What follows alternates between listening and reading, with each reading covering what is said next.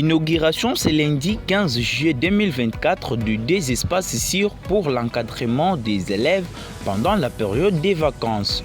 Il s'agit bel et bien de l'espace dit de Kemenon sur l'épée du Bakaï situé à Benamukangala. Nous sommes dans la commune de Katoka et celui de l'Efo à l'épée Tosalisana dans la commune de Kananga.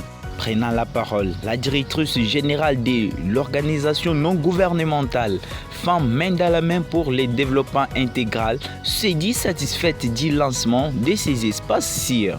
Je me réjouis du fait que FMDI ait lancé ce jour les espaces sûrs pour les enfants pendant cette période des vacances dans la commune de Katoka précisément à Benamukangala et la commune de Nganza précisément à Lefo. Ces espaces sûrs sont importants pour plusieurs raisons, mais l'une des raisons qui ressort ici, c'est la contribution à la santé mentale. Il y aura beaucoup d'activités, les activités récréatives. Pour les enfants, nous y avons mis vraiment des jeux adaptés à leur âge et ces matériels sont mis à la disposition de membres de la communauté et particulièrement pour les enfants. Il appartient aux parents et aux encadreurs d'en faire vraiment un bon usage.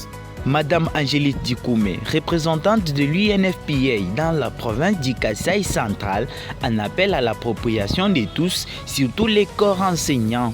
En ce qui concerne le corps enseignant, nous voulons dire qu'il y a des points focaux genre qui vont travailler également là. FMDI et le psychologue qui est chargé d'appuyer vont partir. Donc c'est un espace communautaire, c'est un espace de l'école. Donc les premiers garants de la pérennisation de cet espace, ce sont les enseignants. C'est le corps enseignant et le directeur. Donc nous comptons sur vous pour veiller à la protection de cet espace. Nous comptons sur vous pour veiller à la pérennité de cet espace.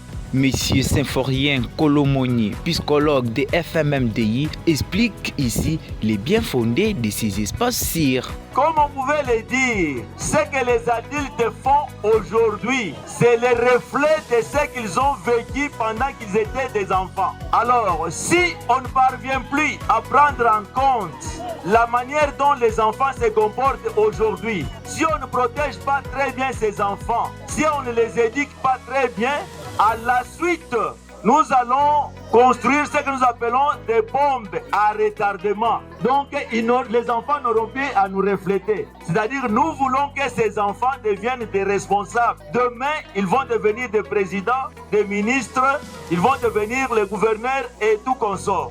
Empêché, le prophète a été représenté par Madame Sidonie Nelela, qui salue cette initiative et donne le coup d'envoi des activités dans ces espaces. Au nom du directeur provincial de la province éducationnelle Kasaï central 1 de l'éducation nationale nouvelle citoyenneté que je représente, je suis heureuse de prendre parole en cette circonstance qui prouve les réalisations des partenariats entre le ministère de l'Éducation nationale et Nouvelle Citoyenneté, en passant par la Banque mondiale, PERS, les Fonds des Nations Unies pour les populations et l'ONG Femmes main dans la main, qui met aujourd'hui les activités des élèves en œuvre par la construction des espaces sûrs. Parce que ces activités qui se trouvent au sein d'une école ne pouvaient pas débuter sans que l'autorité de tutelle ne soit là. C'est ainsi, nous sommes là pour pouvoir ouvrir. Nous déclarons ouvertes les cérémonies de l'inauguration de l'espace sur Dinanga. Il s'y est de signaler que c'est avec les financements de la Banque mondiale en collaboration avec l'UNFPA que FMMDI a exécuté cette activité.